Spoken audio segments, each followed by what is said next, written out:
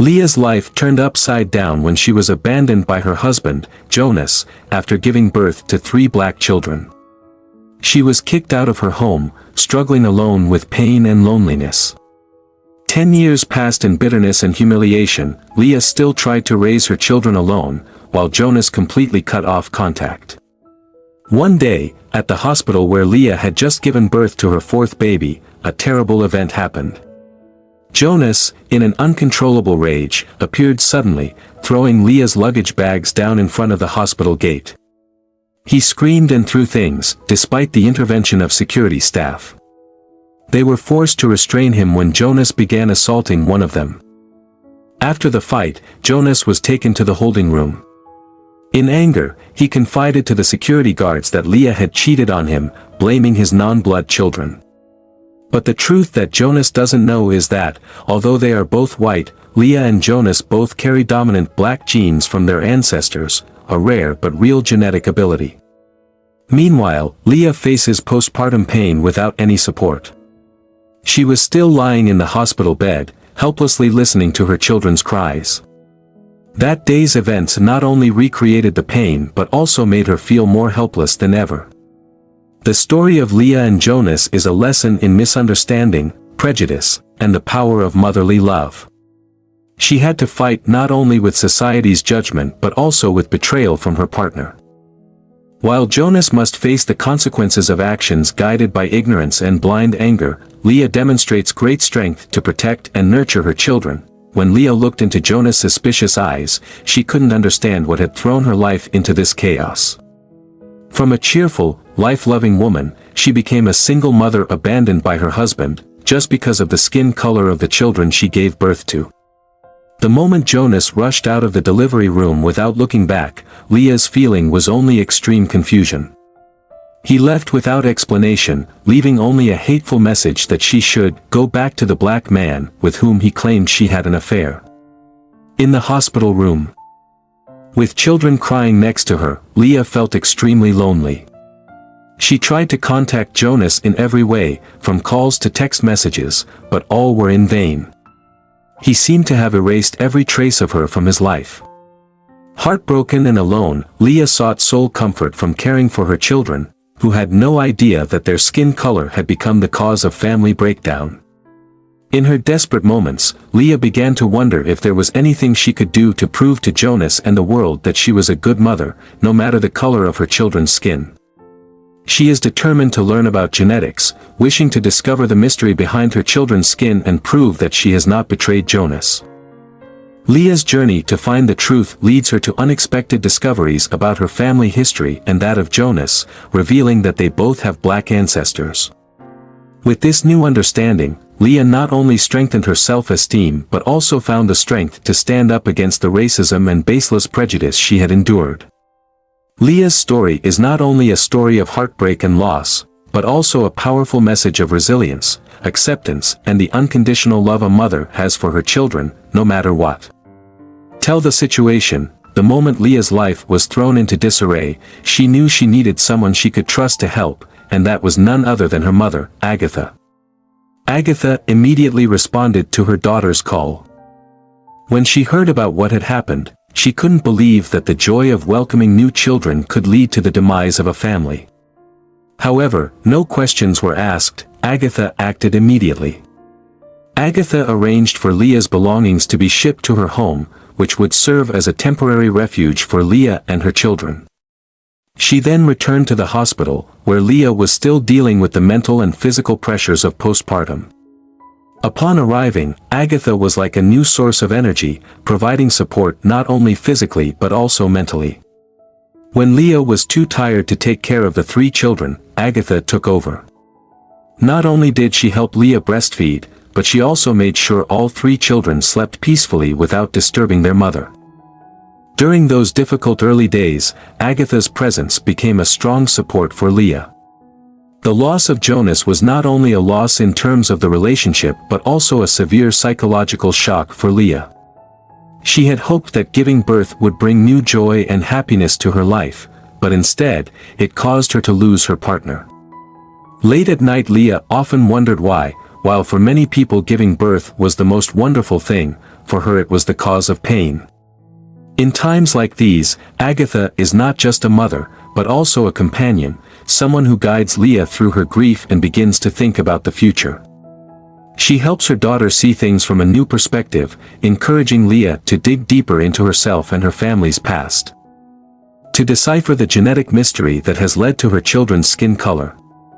With her mother's support, Leah gradually regained her strength, ready to face new challenges that life brings. Agatha showed Leah that, although life can be complicated and sometimes unfair, love and perseverance will overcome all difficulties. That dark night, when a fierce fever woke Leah, everything seemed to be coming to an end. The doctor arrived promptly, and with attentive care, by morning she was able to sit up in bed, although still very weak. In Leah's heart, the belief in restoring her relationship with Jonas still burns, despite everything he has done. She believes that, once the truth is revealed, Jonas will realize his mistake and return to her. However, a few days later, while Leah was changing one of the 3 children's diapers, she received a notification on her phone that her and Jonas' joint account had been emptied. Leah's heart stopped when she saw the notice from the bank. It was savings that she had saved for a long time, while Jonas only contributed a small amount. Leah always thought she had more rights to the money, but now Jonas took it all without a care. In that moment, Leah realized that Jonas not only wanted a divorce, but he also wanted to completely destroy her. With this betrayal, Leah lost faith in being able to mend the relationship. She felt like all her efforts had become meaningless. Unable to take it anymore, she called the police to report the theft and asked the bank to freeze the account to prevent any further damage. Meanwhile, Leah is no longer trying to win back Jonas's affections. She was determined to redirect all her focus and energy into caring for and protecting the happiness of her young children. Leah's resilience during this difficult period not only helped her restore her mental health, but also showed that she is a strong mother, ready to face any challenge to ensure a good future for the children.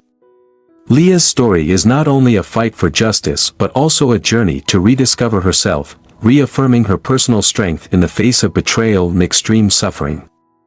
She showed that, even when all seems lost, love for your children can be an endless source of strength to keep moving forward. When Jonas disappears with the money in the joint account, Leah's life completely falls apart. The police tried to investigate, but the fact that Jonas left the state the same day he withdrew all the money made things more complicated. Although the situation seemed deadlocked, Leah did not allow herself to be defeated. During her darkest times, her mother, Agatha, became a strong support. When Leah fully recovered and left the hospital, mother and daughter moved together to Agatha's small apartment on the edge of town. This is an important turning point, helping Leah gradually regain balance in her life. Even though her life felt like it had been turned upside down, Leah was determined not to let her difficulties weigh her down. With a resilient spirit, Leah quickly looked for job opportunities. She was lucky to find a job. Although the salary was not high, it was enough for her to start over. She worked hard, sometimes working night shifts, to be able to cover living expenses and raise 3 children. When her children started school, Leah expanded her work by taking on more shifts to improve her financial situation. Although life is full of challenges, Leah has proven that she can overcome difficulties. She not only ensures that her children have a stable and happy life, but also affirms her own strength and bravery in facing events.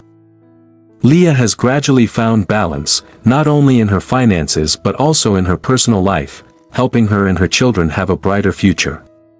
Leah's story is a testament to the power of courage and the will to not give up. She overcame terrible difficulties to rebuild a life for herself and her children, turning challenges into stepping stones to move forward, resiliently and hopefully. The contemptuous and cruel attitude from Kevin's family became the highlight of these unwanted confrontations, as they blatantly revealed the truth about their intentions and feelings. A peaceful day at home was suddenly turned upside down by an unannounced visit from Kevin's mother and sister. Their cold and distant welcome immediately made me realize that this was not a cordial visit. How can you allow your mother to be here? It's not fair that Kevin has to deal with this, his mother began in an accusing tone as soon as she walked through the door. Sarah's mother is my mother-in-law and now she needs our help. It's the least we can do, Kevin replied, trying to stay calm. His sister chimed in. With all the money we're spending to renovate the house, don't you think it's too much? She looked around disapprovingly. The conversation quickly turned heated, and Kevin and I exchanged looks of disbelief and disappointment. We do not expect unconditional support, but at least we hope for sympathy and understanding. This isn't just about money, it's about taking care of the family, I said as my patience began to run out. Kevin's mother frowned. Sarah has always been a burden, even before her accident. Now Kevin has to bear the burden too. It's not fair, she countered coldly. Her words were like a strong blow to Kevin's heart. I couldn't keep calm. Enough is enough. Sarah is part of our family and deserves our respect and care. I cannot forgive people who talk about her like that, no matter how in my house or anywhere else, I spoke up firmly. The atmosphere became tense, and an awkward silence reigned. Kevin's mother and sister glanced at each other, wondering if they should continue the discussion or leave. He deserves respect, Kevin added, pointing towards the door with a disappointed sigh, and without another word, the two of them left, leaving the air filled with unresolved tension. Kevin approached me and my mother, who had been listening to the entire conversation from her rolling chair. I'm really sorry about this, Sarah. I never wanted you to suffer like that, he said with genuine concern and sadness in his voice. My mother appeared strong, something I always admired. She smiled gently and took Kevin's hand. You know, son, I'm so grateful to have you two by my side. Not everyone is lucky enough to have a loving family like ours, she replied, her calmness a sharp contrast to the hostility just witnessed. After they left, Kevin and I sat down with my mother, discussing how to protect ourselves from future emotional trauma. Our lives have changed, and we know there are many challenges ahead, but we are determined to face everything together. Kevin's family showed disdain and cruelty, turning from a period of adjustment into a series of tensions as their true colors were revealed. My peaceful day at home was interrupted by an unannounced visit from Kevin's mother and sister. Their cold greeting quickly showed that this was not a cordial visit. How can you let your mother be here? It's not fair for Kevin to have to deal with this, his mother said in an accusatory tone as soon as she walked through the door. Sarah's mother is my mother-in-law, and now she needs our help. It's the least we can do, Kevin replied, trying to stay calm. Kevin's sister countered, and all the money we're spending to renovate the house, isn't it too much? She looked around disapprovingly. The conversation quickly became tense, and Kevin and I exchanged looks of disbelief and disappointment. We do not expect unconditional support, but at least hope for empathy and understanding. This isn't just about money, it's about taking care of the family, I said as my patience began to run out. Kevin's mother frowned. Sarah was always a burden, even before her accident. Now Kevin also has to suffer. It's not fair, she said coldly. Her words were like a strong blow to Kevin's heart. Unable to keep calm, I blurted out, that's enough. Sarah is part of our family and deserves our respect and care. I will not accept anyone talking about her like that, in my house or anywhere, I spoke firmly. The atmosphere became tense, and an awkward silence filled the air. Kevin's mother and sister glanced at each other, wondering whether to continue the argument or to leave. He deserves respect, Kevin added, pointing towards the door while sighing in frustration, and without another word, the two left the house, leaving behind an atmosphere of unresolved tension. Kevin approached me and my mother, who had been listening to the entire conversation from her wheelchair. I'm really sorry about this, Sarah. I never wanted you to suffer like that, he said with genuine concern and a sad tone. My mother showed inner strength. something I have always admired, as she smiled gently and took Kevin's hand. You know, son, I'm so grateful to have both of you by my side. Not everyone is lucky enough to have a family as loving as the one I found with you, she replied, her calmness a sharp contrast to the hostility she had just witnessed. After they left, Kevin and I sat down with my mother, discussing how to protect ourselves from future emotional trauma. Our lives have changed, and we know there are many challenges ahead, but we are determined to face everything together. Mom was excited to show me photos of the new apartment she found online. It has a steep entrance and wide hallway. What do you think? She asked. It looks very nice, honey, and it seems very quiet, I replied. My mother smiled, looking at the image of the community garden and spacious living room. Exactly what we needed, she said. We decided to move to a new apartment. After completing the procedures with the real estate company, we started packing our belongings. This process is not just about packing things into boxes, but also an emotional journey as we say goodbye to a difficult past and look forward to the future with hope. Mom, we are a place where we can be happy and be together without fear or worry, I told her while we packed up our new apartment. This is our chance to start again. The building manager welcomed us warmly when we arrived. Welcome to your new home.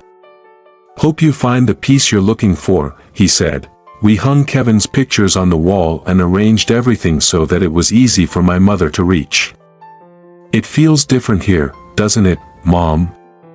I asked one afternoon as we relaxed in our new living room, watching the afternoon sunlight through the window.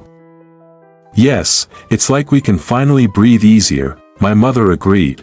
Although the shadow of our conflicts with Kevin's family still lingered with us, each day that passed in our new home was a step forward, confirming that we had made the right decision.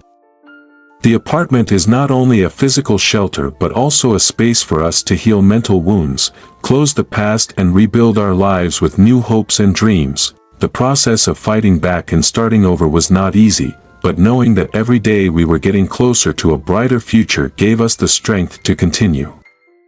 The new apartment, surrounded by peace and love, became a new beginning for us, where my mother and I finally found the comfort and security we had always longed for.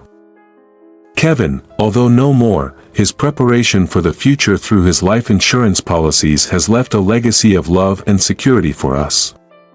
Sitting at his desk, I found the insurance policies he had meticulously arranged. Mom, look, I said, holding the documents. My mother approached and looked at the paper with curiosity.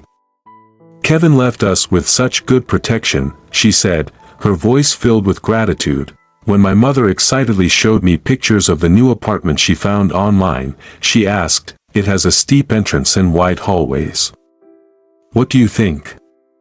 It looks very nice, honey, and it seems very quiet, I replied. My mother smiled as she looked at the image of the community garden and spacious living room. This is exactly what we need, she said. We decided to move to a new apartment after arranging all the details with the real estate company. Moving isn't just about packing things into boxes, it's also an emotional process, saying goodbye to memories both painful and beautiful and looking to the future with hope. Mom, we'll have a place where we can be happy and safe without worrying, I said while we arranged our things in the new apartment. The building manager welcomed us warmly. Welcome to your new home. Hope you find the peace you're looking for, he told us. We hung Kevin's pictures on the wall, arranging everything so that it was easy for my mother to reach. It feels different here. Doesn't it, Mom? I asked one afternoon as we relaxed in our new living room, watching the afternoon sunlight through the window. Yes, it's like we can finally breathe easier, my mother agreed. Although the shadow of conflict with Kevin's family remains, each day that passes in our new home is a step forward, confirming that our decision was right. The apartment is not only a physical shelter but also a space to heal mental wounds, close the past and rebuild life with new hopes and dreams.